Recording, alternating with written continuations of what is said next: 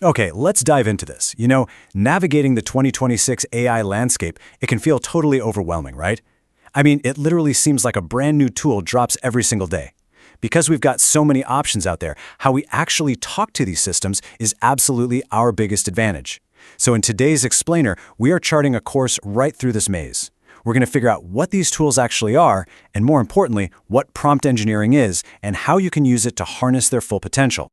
But to really figure out what AI is, we kind of have to travel back, way back, over 70 years. In 1950, Alan Turing published this paper where he asked a beautifully simple question: can machines think? And really, it's the perfect starting point to just strip away all the sci-fi stuff. AI isn't magic, you guys. It's just a fascinating field of computer science that's trying to answer Turing's question by building systems capable of doing things that usually require human intelligence. So here is our roadmap for today's explainer. 1. Decoding artificial intelligence basics. 2. The big three generalists. 3. Specialized tools for specific tasks. 4. Navigating AI dangers. And finally, number 5, the secret to AI success. All right, let's kick things off with Section 1, Decoding Artificial Intelligence Basics.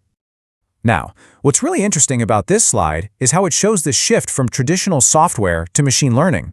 Look, traditional software is like a strict recipe, right? It's just step-by-step rules written out by a developer. Machine learning flips that whole concept on its head. Instead of writing strict rules, you feed the system vast amounts of data, and the algorithm figures out the underlying complex patterns completely on its own. So you don't actually program what a dog looks like. You just show the system thousands of pictures of dogs, and it learns the features itself. It's pretty wild. And when we talk about AI today, what we're actually talking about is artificial narrow intelligence, or ANI. This is sometimes called weak AI, simply because it excels at one specific thing. It's the practical AI we interact with every single day. The algorithm filtering your spam, the facial recognition unlocking your phone, or that chatbot helping you draft an email. That is narrow AI. An AI trained to play chess literally cannot suddenly decide to give you medical advice, which, let's be honest, is definitely for the best. Then, on the flip side, there is artificial general intelligence, or AGI. Now, this is strong AI, meaning systems that possess actual human-like cognitive abilities across completely unfamiliar domains. But it is absolutely crucial to remember that this remains a theoretical, long-term goal for researchers. We aren't there yet. So for this explainer, we're going to keep our feet firmly planted in the reality of the narrow AI tools we can actually use right now. Moving right along to Section 2, the big three generalists. And this brilliantly illustrates the massive AI models currently dominating the market.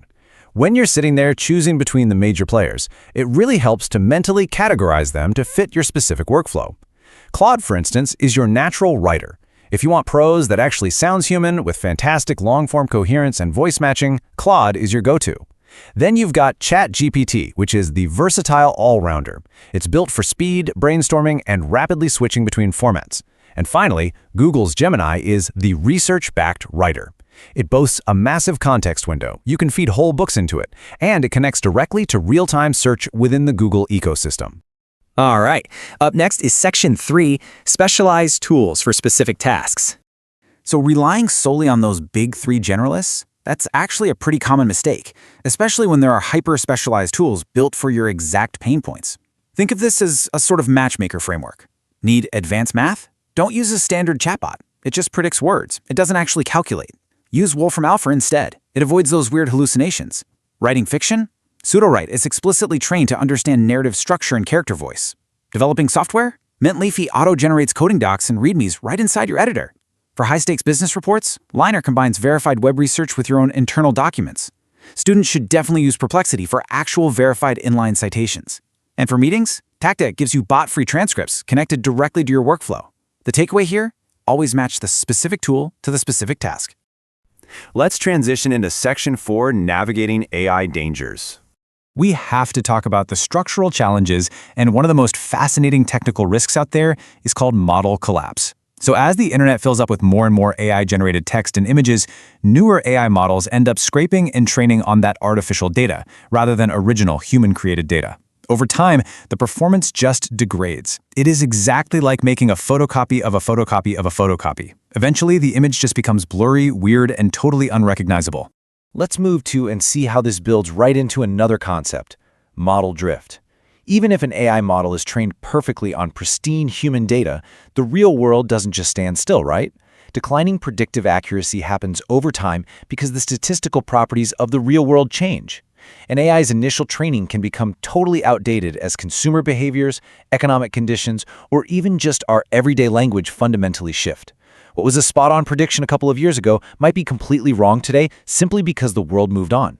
Now, beyond the technical side, there are very real enterprise and ethical concerns.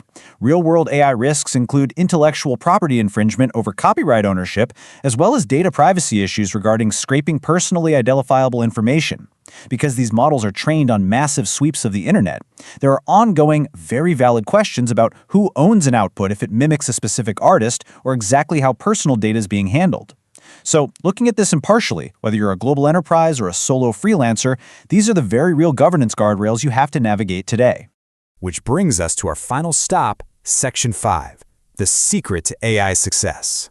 So, the crucial point is, when we zoom right down to your keyboard, the real secret to AI isn't the software itself. It's the human giving the directions. Let's look at the difference between these two approaches. A vague prompt like explain photosynthesis gives you a vague, generic output, basically a Wikipedia summary. But an engineered prompt? Wow! I am a student. I understand the light reactions, but I'm confused about carbon fixation in C4 plants. Explain step by step, use an analogy, and give a practice problem. By defining the audience, the exact knowledge gap, and the format, you transform the AI from a basic search engine into a targeted, personalized tutor.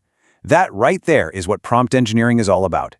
Mastering this skill really just boils down to 4 practical steps. Step 1, provide those clear prompts with a specific tone, audience, and context. Step 2 is absolutely mandatory, verify the facts and check for hallucinations. AI models will confidently invent false information, so you must be the editor. Step 3, edit and humanize the output. Inject your personality into it so readers actually trust it. And finally, step 4, integrate the AI directly into your existing workflow. Seriously, the human in the loop isn't just a safety feature, it's what makes the final product actually good. If you take away only one thing from this explainer today, let it be this core philosophy. AI gives you a starting point, not a finished draft. Artificial intelligence is brilliant at overcoming the blank page.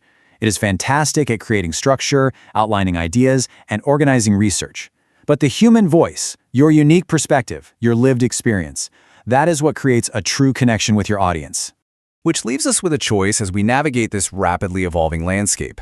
The tools are here, and they are completely accessible. But the secret isn't outcomputing the machine. It's out-humaning it while the machine does the heavy lifting. So I'll leave you with this. Will you let AI replace your voice? Or will you engineer your prompts to amplify it?